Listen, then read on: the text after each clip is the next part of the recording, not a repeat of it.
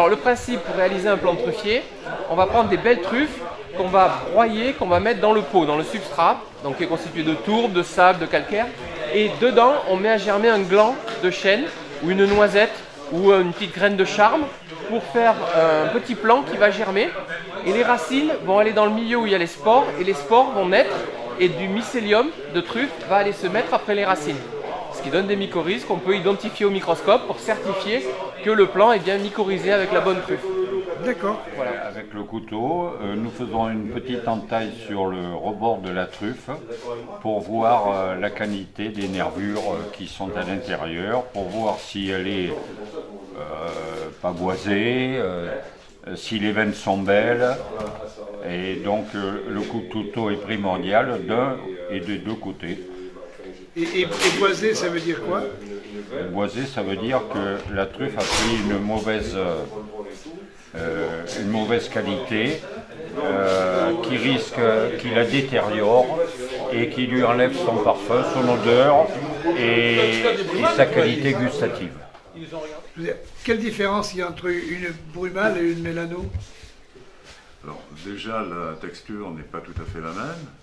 Une brumale, quand on la canifle, eh ben, on a des nervures qui sont beaucoup plus prononcées et de plus c'est une truffe qui se repère bien à l'odeur, puisque la mélano a cette odeur particulière bien sûr de qualité, elle a un autre parfum. Et par contre, la brumale a plutôt un parfum aillé très fort, donc elle se repère comme ça.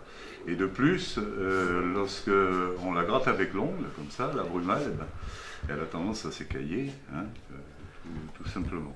Alors voilà comment on les repère.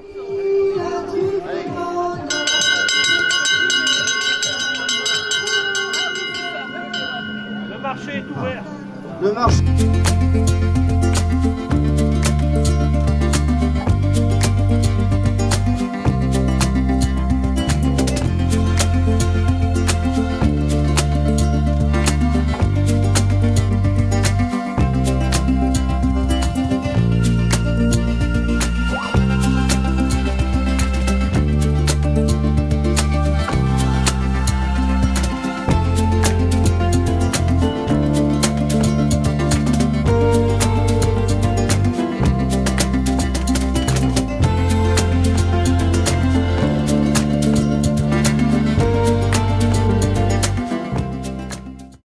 De casser les œufs dans une jatte et de les laisser macérer même sous vide.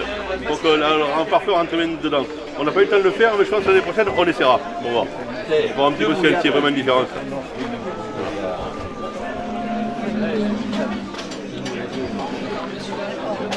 Voilà, ça mousse. Vous allez comprendre derrière, et tu vas voir, au fur et à mesure qu'elle va épaissir, la mousse va disparaître. Et quand la mousse se disparaît, après, l'important c'est de ne pas la laisser prendre, tu vois.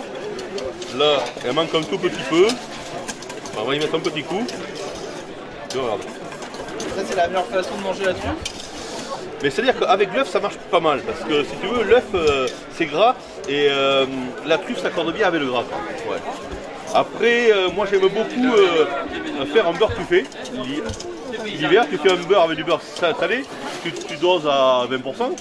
Et ce beurre, tu le congèles dans les petits cubes de glaçons là. Et cet été, quand tu veux manger des pâtes, plutôt d'y mettre du beurre normal, mais tu casses 2-3 cubes de beurre truffé dans tes pâtes et c'est pas mal. Ou si tu fais une purée, tu casses 2-3 cubes de beurre truffé dans ta purée. Ça arrange bien la purée.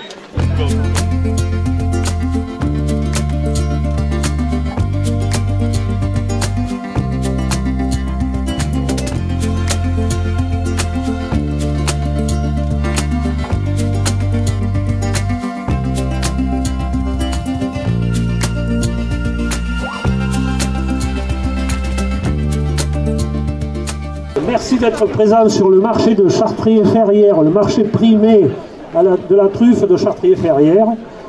Dans quelques secondes, nous allons remettre donc les prix qui ont récompensé les plus beaux paniers, plus belles truffes, etc. Des producteurs qui nous ont ramené donc ce matin leur précieux tubercule.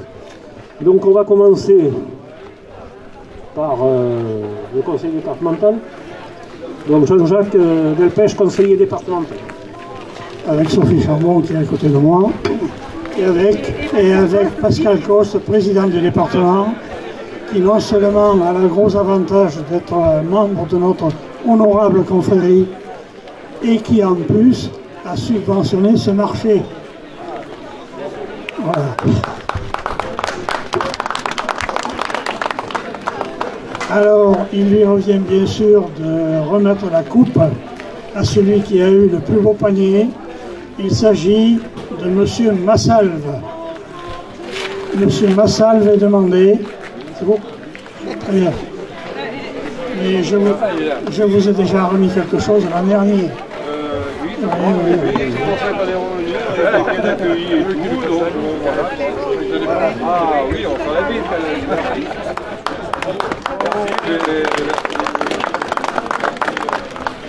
Le prix de la plus belle truffe, Monsieur Jean-Marie Chancois.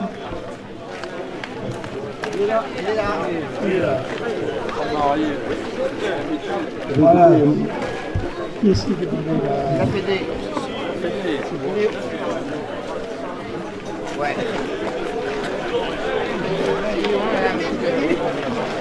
Bon, bravo, félicitations. Alors vient ensuite la plus grosse truffe, et là c'est un trufficulteur très local puisqu'il est de Chartagnier. Il s'agit de Georges Sol.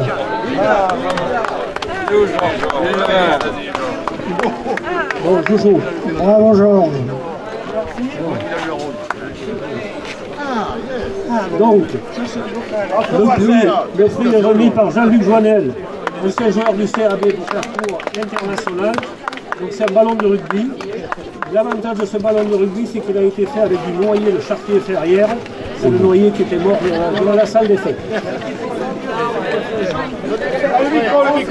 Absolument. Je surveille là. Donc moi j'appelle très largement au bon sens. Et si on veut continuer à garder ces productions-là, ces producteurs, eh bien il faut que des jeunes puissent prendre aussi le relais.